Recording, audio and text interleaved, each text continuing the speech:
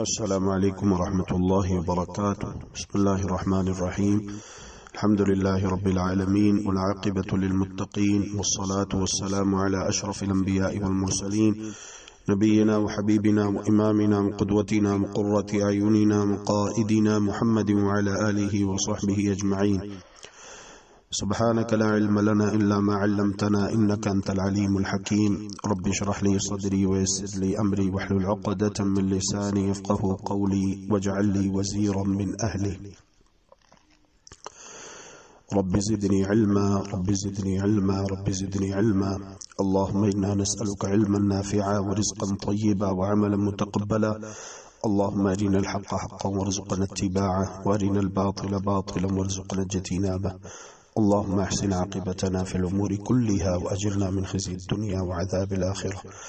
اللهم إنا نسألك من الخير كله عاجله وآجله ما علمنا منه وما لم نعلم، ونعوذ بك من الشر كله عاجله وآجله ما علمنا منه وما لم نعلم برحمتك يا أرحم الراحمين. کتاب عمدۃ الاحکام سے ہم پڑھنے جا رہے ہیں انشاءاللہ بإذن اللہ عز وجل کتاب الصیام. کتاب الصیام الف لام صاد یا الف میم. صاد کے نیچے زیر ہے، یا کے اوپر زبر ہے. الصیام، صیام معنی روزہ، صیام سے مراد روزہ ہے. تو صیام کی لغوی اور اصطلاحی تعریف جان لیجئے. الصیام لغتاً الامساک، صیام روزے کی لغوی تعریف ہے رک جانا. کسی بھی کام سے رک جانے کو لغت عرب میں، عربی زبان میں صیام کہتے ہیں. الصیام لغتاً الامساک، کسی بھی کام سے رک جانا. اصطلاح شریعت میں صیام کی تعریف ہے الامساک عن جمیع المفطرات من طلوع الفجر الى غروب الشمس مع النیہ. بڑی آسان تعریف ہے کہ تمام مفسدات روزہ سے رک جانا، طلوع فجر سے لے کر غروب آفتاب تک نیت کے ساتھ. ہم نے کیا کہا؟ تمام مفسدات روزہ سے رک جانا. مفسدات روزہ معنی وہ چیزیں جو روزے کو فاسد کر دیتی ہیں، جن سے روزہ باقی نہیں رہتا، ختم ہو جاتا ہے، جیسے جان بوجھ کر کھانا، پینا، جماع کرنا. تو یہ وہ چیزیں ہیں جن سے روزہ فاسد ہو جاتا ہے. اگر ان چیزوں کا ارتکاب قصداً عمداً ارادتاً کیا جائے تو ان تمام چیزوں سے باز رہنا، اپنے آپ کو دور رکھنا. کب سے کب تک؟ طلوع فجر سے غروب آفتاب تک. طلوع فجر جس کے ساتھ ہی فجر کی اذان ہو جاتی ہے، غروب آفتاب معنی سورج کے غروب ہونے تک. مع النیتی، نیت کے ساتھ. ہم نے یہ کیوں کہا کہ نیت کے ساتھ؟ کیونکہ فرض روزے کے لیے نیت ضروری ہے رات کو کرنا، طلوع فجر سے پہلے پہلے نیت کرنا. البتہ جو نفلی روزہ ہے اس کے لیے نیت آپ کبھی بھی دن میں کر سکتے ہیں، زوال آفتاب سے پہلے پہلے، زوال آفتاب سے پہلے پہلے، جیسا کہ حدیث مبارکہ میں اس کی دلیل موجود ہے. تو یہ صیام کی لغوی تعریف ہے اور اصطلاحی تعریف ہے. رمضان کے روزے، اس باب میں حدیث نمبر 174 ہے. غور کیجئے، کتاب میں دیکھیں. عن ابی ہریرہ رضی اللہ تعالی عنہ قال قال رسول اللہ صلی اللہ علیہ وسلم لا تقدموا رمضان بصوم يوم ولا يومين إلا رجل كان يصوم صوما فليصمه. محدث امت سیدنا ابو ہریرہ عبد الرحمن بن صخر دوسی رضی اللہ تعالی عنہ روایت کرتے ہیں کہ محمد الرسول اللہ صلی اللہ علیہ وآلہ وسلم نے ارشاد فرمایا لا تقدموا رمضان بصوم یوم ولا یومین، لا تقدموا نہ آگے کرو رمضان کو بصوم یوم ولا یومین، ایک دن کے روزے کے ساتھ یا 2 دن کے روزے کے ساتھ۔ تو اسے یہ معلوم ہوا کہ پیارے پیغمبر علیہ الصلاۃ والسلام نے رمضان کا استقبالی روزہ رکھنے سے منع کیا کہ رمضان آ رہا ہے تو اس سے 1 دن پہلے یا 2 دن پہلے اس نیت کے ساتھ روزہ رکھا جائے کہ ہم رمضان کا استقبال کرنا چاہتے ہیں، ہم رمضان کا استقبال کر رہے ہیں، یہ ممنوع ہے۔ رسول اللہ صلی اللہ علیہ وآلہ وسلم نے اسے منع کیا۔ لہذا اگر کوئی عمل کرے گا جس سے رسول اللہ صلی اللہ علیہ وآلہ وسلم نے منع کیا ہے تو اس کی نیت کتنی ہی کیوں نہ اچھی ہو، ارادہ کتنا ہی کیوں نہ پاکیزہ ہو،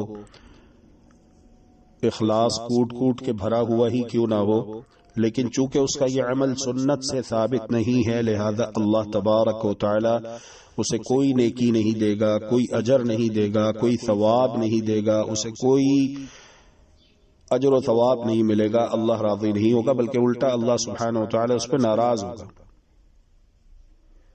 کہ تم نے ایسا عمل کیا جس سے تمہیں منع کیا گیا اور تم یہ سمجھ رہے تھے کہ ہمیں نیکی ملے گی، ہمیں ثواب ملے گا۔ نہیں، کوئی نیکی نہیں، کوئی اجر نہیں، کوئی ثواب نہیں۔ تو اس کی بھی کئی مثالیں موجود ہیں قرآن و حدیث میں۔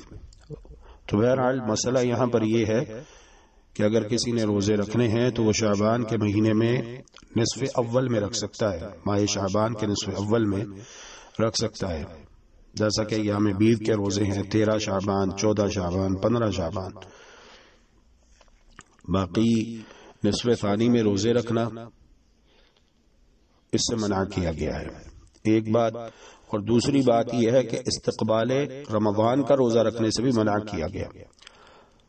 استثناء بیان ہوا الا رجل کان یصوم صوما فلیصمه، الا رجل مگر وہ آدمی کان یصوم صوما جو روزے رکھتا ہے، یعنی اگر کسی کی یہ روٹین ہے، معمول ہے کہ وہ سوموار اور جمعرات کا روزہ رکھتا ہے، ہر مہینے 3 روزے رکھتا ہے، یا تو مہینے کی ابتدا میں یا درمیان میں، آخر میں، اور یہ اس کا سال بھر کا معمول ہے، تو پھر اجازت ہے روزہ رکھنے کی، فلیصمہ، تو پھر وہ روزہ رکھ لے۔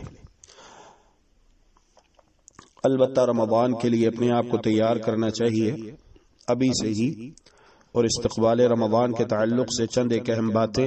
پہلی بات یہ ہے کہ احتساب نفس، اپنے نفس کا محاسبہ کرنا، گزشتہ سال کیسے گزارا، آئندہ کیسے گزارنا ہے، اس کے لیے تیاری ابھی سے شروع کر دیں۔ احتساب نفس، محاسبہ نفس۔ اور دوسرا یہ ہے کہ رد الحقوق، حقوق ادا کرنا، حقوق کی ادائیگی، حقوق اللہ ہو یا حقوق العباد ہو۔ تیسرا ہے ترتیب اوقات، اپنے اوقات کو منظم کرنا، اپنا ایک شیڈول بنانا۔ یہ نہیں کہ رمضان آ رہا ہے تو سو کر گزار دے اس کو، نہیں، اس سے بھرپور فائدہ اٹھانے کے لیے اپنے اوقات کو مرتب کرنا، کیونکہ یہ نیکیوں کا موسم بہار ہے۔ جس طرح ایک تاجر پوری پلاننگ کرتا ہے، سرمایہ کاری کرتا ہے، وقت لگاتا ہے تاکہ اسے زیادہ سے زیادہ پروفٹ ہو، تو فوائد سمیٹنے کے لیے، فیوض و برکات حاصل کرنے کے لیے، اجر و ثواب حاصل کرنے کے لیے اپنے اوقات کو مرتب کرنا، منظم کرنا۔ چوتھا یہ ہے کہ دعا،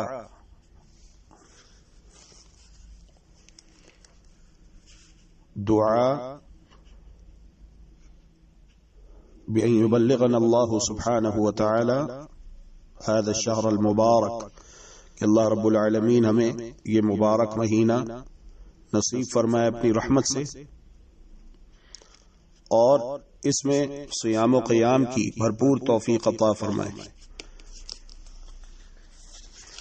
يا ذا الذي ما كفاه الذنب في رجب حتى عصى ربه في شهر شعبان ها قد أضلك شهر الصيام بعدهما فلا تصيره أيضا شهر عصيان واتل القرآن وسبح فيه مجتهدا فإنه شهر تسبيح وقرآن كم كنت تعرف ممن صام في سلف من بين أهل وجيران وإخوان أفناهم الموت واستبقاك بعدهم حيا فما أقرب القاصي من الداني. ہے وہ انسان جس نے رجب کے مہینے میں خوب گناہ کمائے، حتیٰ کہ شعبان کے مہینے میں بھی گناہوں سے اپنا ہاتھ نہ روکا، اللہ کی نافرمانیوں سے باز نہ آیا۔ دیکھ رمضان کا مہینہ تجھ پہ سایہ فکن ہونے کو ہے، لہذا اس مہینے کو رجب و شعبان کی مانند اور سال بھر کے باقی مہینوں کی مانند گناہوں والا مہینہ نہ بنانا۔ اس میں قرآن کریم کی تلاوت زیادہ سے زیادہ کرو، سمجھ کر پڑھو قرآن کریم کو، ترجمہ تفسیر کے ساتھ پڑھو، عمل کرنے کی نیت سے پڑھو، خود بھی عمل کرو، دوسروں کو بھی اس کی دعوت دو۔ اللہ رب العالمین کی عبادت کا اہتمام زیادہ سے زیادہ کرو، دن میں روزے رکھو، راتوں کو قیام کرو، کیونکہ یہ مہینہ تو ہے ہی اللہ تبارک و تعالی کی عبادت والا مہینہ۔ کم کنت تعریف من صام فی سلف، آپ اپنے رشتہ داروں میں، آپ اپنے اعزا و اقرباء میں کتنے ہی ایسے لوگوں کو جانتے ہوں گے جنہوں نے گزشتہ رمضان آپ کے ساتھ گزارا، وہ دنیا میں آپ کے ساتھ موجود تھے، لیکن آج آپ کے وہ پیارے، آپ کے وہ احباء، اصدقاء اور اقرباء دنیا میں نہیں ہیں۔ افناہم الموت واستبقاک بعدہم، موت نے ان کو فنا کر دیا، موت نے ان کو فنا کر دیا، موت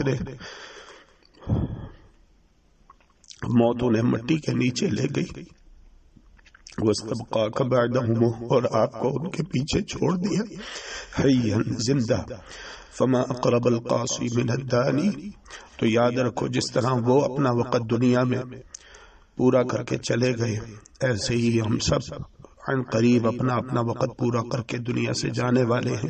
کل نفس ذائقۃ الموت، ہر ذی روح نے، ہر متنفس نے موت کا کڑوا گھونٹ پینا ہے، موت کا ذائقہ چکھنا ہے۔